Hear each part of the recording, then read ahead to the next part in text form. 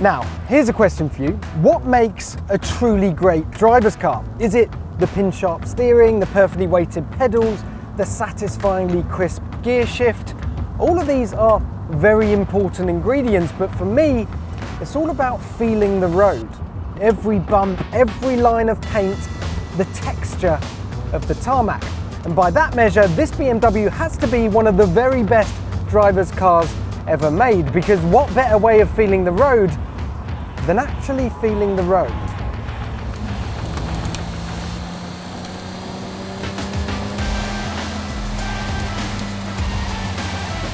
Yep, definitely tarmac. Bitumen aggregate, if I'm not mistaken. Classic surface. This, of course, is the Z1, the very first of BMW Z cars. A two-seater roadster with a retractable soft top and a traditional front-engined rear drive layout.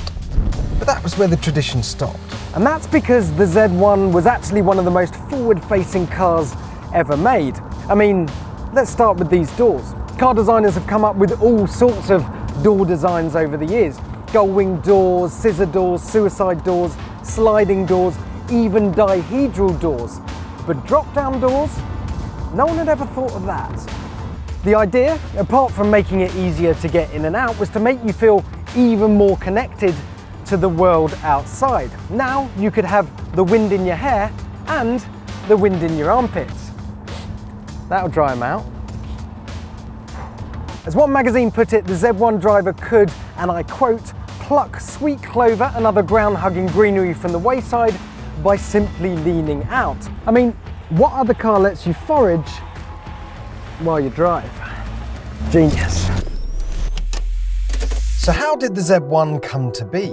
Well, it all started back in 1985 when BMW set up a sort of special ops department where engineers and designers could let their imagination run wild.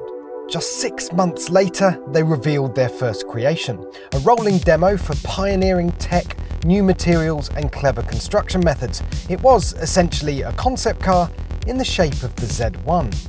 2 years later, it would go on sale. And while it wasn't exactly space age, it was definitely more sci-fi than anything else you could buy in 1988. That Z, by the way, stands for Zukunft, or future. A future in which, according to this BMW advert, we would drive through virtual worlds wearing his and hers boiler suits, flying goggles and flappy white hats. Yeah, I've no idea either.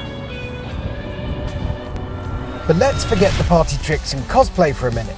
What's the Z1 actually like to drive? Well, underneath all this, the Z1 is largely a 325i, which means it's got a 2.5 litre straight six engine producing around 170 horsepower and 168 pounds-feet of torque.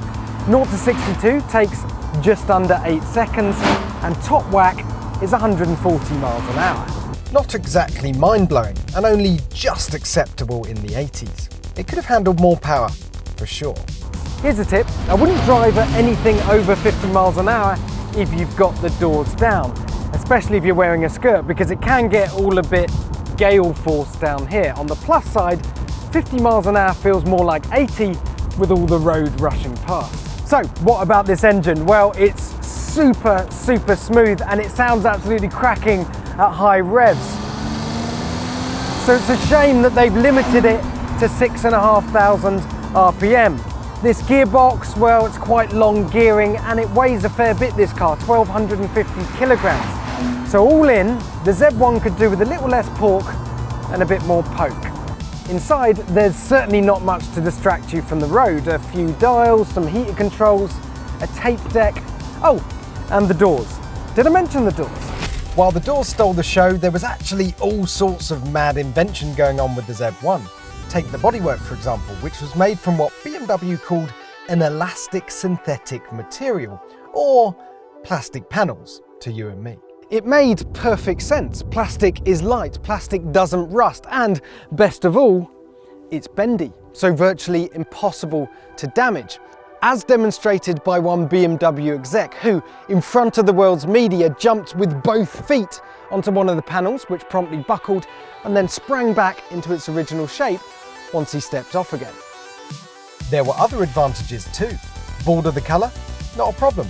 With a spare set of panels, you could, said BMW, convert a Z1 from red to blue in the space of an hour using nothing more than a screwdriver. And then there was the way it looked. With its short overhangs and wedgy silhouette, it was a world away from the elegant shapes of classic roadsters. And look at this. Because the floor is sort of a plastic sandwich, the underbody is completely flat and the rear silencer acts as a sort of underbody wing. Combined with the swept windscreen and this streamlined body, the Z1 is very low drag. There was, however, a slight problem. The Z1 cost about £37,000 or around £77,000 in today's money. In fact, mint condition cars are still selling for 40, 50 grand today. That's second-hand 911 money. And there was more. This allegedly easy to make car wasn't actually very easy to make. Those flexi panels, for example, had 3 levels of bendability, each requiring a different type of paint. They literally had to change the chemical composition for different parts of the car. And so, just 3 years after going on sale, BMW kiboshed the Z1. Just 8,000 cars were made, and only 1,500 of those made a life outside of Germany. Of course, the Z line continued. Next came the Z3, several generations of the Z4, and James Bond's Z8, but none were quite as inventive as the original with their boring hinge doors and sheet metal. The BMW Z1 then wasn't quite the game changer BMW was hoping for. Maybe it was just too far ahead of its time. And you know what? I think I know the feeling.